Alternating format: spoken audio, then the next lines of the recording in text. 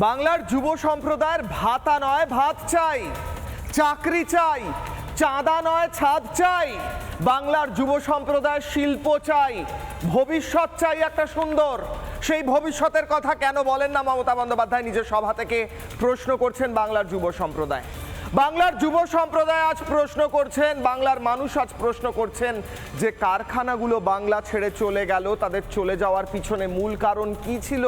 প্রধানমন্ত্রী উত্তর দিচ্ছেন সিন্ডিকেট রাজ আর গুন্ডারাজ। সিন্ডিকেট রাজ আর গুন্ডারাজ করে যে কারখানাগুলো চলে গেল তাদের একটা ছোট্ট হিসেব দেব। কিশলয় অগ্নিবাণের দর্শকদের জন্য ছোট্ট একটা স্ট্যাটিস্টিক্স, কয়েকটা সংখ্যা বলি আপনাদের বলি কতগুলো সংস্থায় রাজ্য ছেড়ে চলে গিয়েছে। 2015 থেকে 2016 এক বছরে প্রায় 870টা সংস্থা, 869টা সংস্থা এ রাজ্য ছেড়ে চলে যায়। অর্থাৎ এতগুলো সংস্থায় এতগুলো মানুষ যে চাকরি করতেন, কারখানায় যে মানুষ চাকরি করতেন, তাদের চাকরিগুলো চলে যায়, ইকোনমি পড়ে যায়, অর্থনীতি পড়ে যায়। 2016 থেকে 2017 918টি সংস্থা বাংলা থেকে পাততাড়ি গুটিয়ে চলে যায়।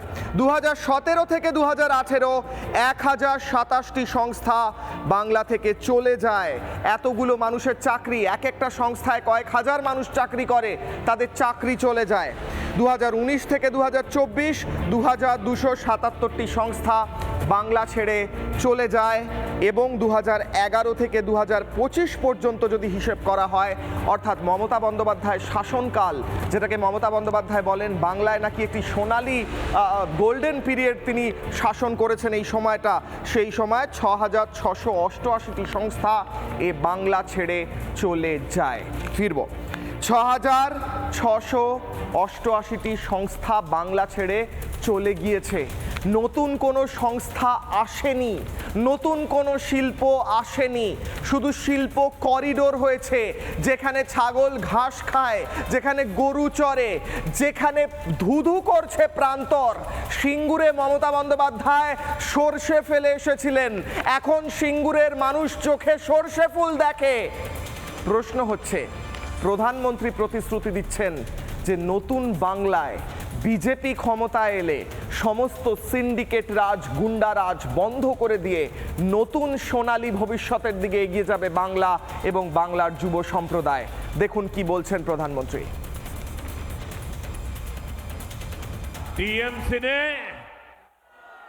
सिंडिकेट का गुंडा राज चलाया है, जहां कटमनी और कमीशन के बिना कुछ नहीं चलता। फैक्ट्रियां भी सिंडिकेट के गुंडा राज से नहीं, सिंडिकेट के भय से नहीं, अगर चलेगी तो सिर्फ और सिर्फ भरोसे से चल सकती है। लेकिन पश्चिम बंगाल में रोजगार मेला नहीं, नौकरियों की लूट का खेला चल रहा है, खेला। शिक्षक भर्ती घोटाले ने हजारों परिवारों के सपनों को कुचल दिया। 4 मई के बाद हर गुंडागर्दी का हिसाब लिया जाएगा, चुन चुन करके हिसाब लिया जाएगा। काटमानिर खेला চলবে না। নানা ধরনের কন্টেন্ট দেখার জন্য লাইক করুন, শেয়ার করুন আমাদের ফেসবুক পেজ, সাবস্ক্রাইব করুন আমাদের ইউটিউব চ্যানেল। পাশাপাশি অন্যান্য ব্রেকিং নিউজের জন্য অবশ্যই চোখ রাখুন রিপাবলিক বাংলায়।